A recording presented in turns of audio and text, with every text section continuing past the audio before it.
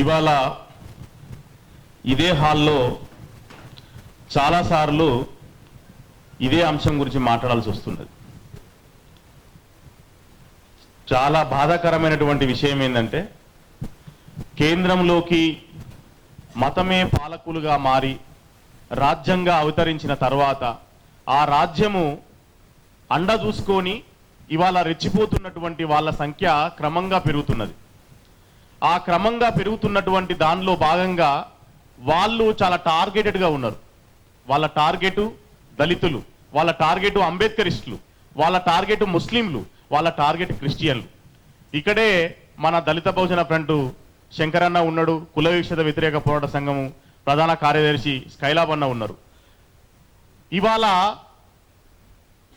శంకర్పల్లి సమీపంలో ఉన్న జన్వాడలో క్రైస్తవుల మీద దాడి చేసిరు. చాలా దారుణంగా నెత్తురోడేటట్టు కొట్టిరు. మనలో చాలా మందికి ఆ విషయమే తెలియదు, మనకు పట్టదు ఆ విషయం. మనకు ఇవాళ తెల్లారులెత్తే సోషల్ మీడియాలో మనం ఎంటర్టైన్మెంట్గా కామెడీలు జబర్దస్తులు చూసుకుంటా టైంపాస్ చేస్తూ ఉన్నాం. కానీ మరొక వైపు వాళ్ళు చాప కింద నీరులాగా మతాన్ని మతోన్మాదాన్ని పెంచి పోషిస్తూ ఉన్నటువంటి పరిస్థితులలో మనం ఉన్నాం. ఇవాళ 2 సార్లు అధికారంలోకి వస్తేనే ఇంత దుర్మార్గం కొనసాగుతున్నటువంటి పరిస్థితిలో ఉంటే, రేపు 3వ అధికారంలోకి మోడీ వచ్చిన తర్వాత మనందరం ఎక్కడ ఉంటామో ఒకసారి ఆలోచించండి. అందుకని నేనేమంటానంటే, ఇది కత్తి పద్మారావు సార్ ఒక్కడి మీదే దాడి కాదు, ఇది ఈ దేశంలో ఉన్న దళితులందరి మీద దాడి, ఇది మన ఆత్మగౌరవం మీద దాడి. కాబట్టి మీరు ఆ వీడియో చూడండి. కత్తి పద్మారావు సార్ మీద వాళ్ళ ఆ వీడియోలో మాట్లాడుతూ చేస్తున్నటువంటి దాడి నాకు ఎట్లా అర్థమవుతున్నదంటే, అది చూడలేం, మనం మొత్తం చూడలేం. ఎందుకు అంటే, జ్ఞానం ఉన్నోడు ఎవడు దాన్ని భరించలేడు. జ్ఞానం ఉన్నోడు, సంస్కారం ఉన్నోడు, మర్యాద ఉన్నోడు ఎవ్వరు కూడా దాన్ని భరించలేడు. వాళ్ళు చేస్తున్న అవహేళన, వాళ్ళు చేస్తున్నది చూస్తుంటే మనకు రక్తం మరిగిపోతుంటది.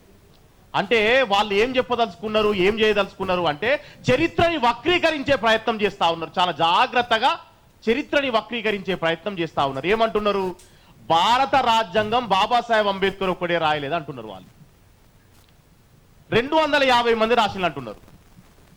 250 మంది ఏం చదువుకున్నాడు, బాబాసాహెబ్ అంబేద్కర్ ఏం చదువుకున్నాడు, ఒకసారి లెక్కలు దీని, వాళ్ళ సర్టిఫికెట్ దీని, ఎడ్యుకేషన్ సర్టిఫికెట్ దీని వాళ్ళ. ఎవడైనా ఒక్కడు అంబేద్కర్ అంతా ఈ దేశంలో చదువుకున్న వాడు ఉన్నాడా అని మనం వాళ్ళని నిలదీయాల్సినటువంటి అవసరం ఉంది. మా చేతన్ చాలా అద్భుతంగా చెప్పిండు, కత్తి పద్మారావు కాలిగోటికి కూడా సరిపోరా నా కొడుకులు. కత్తి పద్మారావు కాలిగోటికి కూడా వాళ్ళు సరిపోరు. ఎందుకు?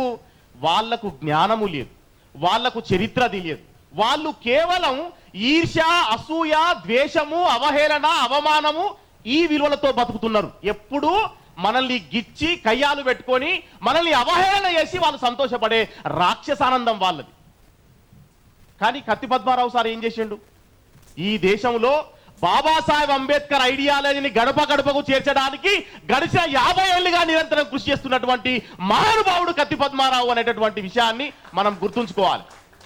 అందుకని కత్తి పద్మారావు సార్ ఇలా ఒంటరిగా లేడు. దయచేసి నేను చెప్తా ఉన్నా, ఈ దేశంలో ఉన్నటువంటి కోట్లాది మంది దళితులు కత్తి పద్మారావు సార్ వెంట ఉన్నారు అనేటటువంటి విషయాన్ని కూడా ఇక్కడ మనం బహిర్గతం చేయాల్సినటువంటి అవసరం ఉంది. సభకు అధ్యక్షత వహిస్తున్న మా విజయరావు అన్న చెప్పిండు, ఏం చేద్దాము అనేది కూడా ఆలోచించాలి అన్నాడు. నేను చెప్తా ఉన్నా, 2 పనులు చేయాలి మనం. ఒకటి, లీగల్గా వాళ్ళ మీద యాక్షన్ తీసుకునే విధంగా మనం లీగల్ పోరాటం చేయాల్సినటువంటి అవసరం ఉంది. ఇంకోసారి ఎవడు కూడా కత్తి పద్మారావు సార్ జోలికి రాకూడదు. ఇంకోసారి ఏ అంబేద్కరిస్టు జోలికి కూడా ఎవడు రాకుండా ఉండేటట్టుగా మనం వాళ్ళని లీగల్గా ఎదుర్కోవాల్సిన అవసరం ఉంది. తర్వాత రెండోది, నేను చాలా ఆశ్చర్యపడతా ఉన్నా, ఇవాళ మన పరిస్థితి ఎట్లా ఉన్నదంటే, చాలా మంది అంబేద్కరిస్టులు మౌనం వహిస్తూ ఉన్నారు. మన మీద దాడి జరుగుతూ ఉంటే, మన మీద మా మాస్టర్జీ అన్నాడు, చాలా మంది మాట్లాడతలేరు. ఎంత దారుణమైన విషయం అంటే, వాడు రేపు నీ ఇల్లు తగలబెట్టేదాకా, నీ మీద దాడి చేసేదాకా కూడా మనం మాట్లాడకుండా ఉందామా అనేటటువంటి విషయాన్ని కూడా మనం ఆలోచించాలి. కాబట్టి ఇప్పుడు మాల, మాదిగా, డక్కలి, బైన్ల ఇవన్నీ పక్కన పెడదాం. మనకు ఒక పెద్ద శత్రువు తయారవుతున్నాడు అక్కడ. మనం దాన్ని ఎదుర్కొనేటటువంటి క్రమంలో భాగంగా భారత రాజ్యాంగాన్ని కాపాడుకునేటటువంటి ప్రయత్నం చేసే తప్ప ఈ దేశంలో మనకి మనుగడ లేదు మిత్రులారా, మనం గుర్తుపెట్టుకోండి. కాబట్టి భారత రాజ్యాంగాన్ని కాపాడుకునేటటువంటి క్రమంలో భాగంగా ఇవాళ కమ్యూనిస్టులు ఉన్నారు, ఇవాళ అంబేద్కరిస్టులు ఉన్నారు.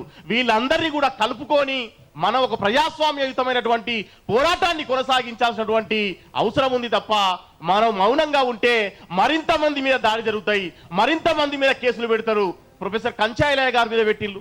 కంచాయిలయ్య గారు ఇంకా కేసులకు తిరుగుతూ ఉన్నాడు. ఆయన చేసిన పాపం ఏంది?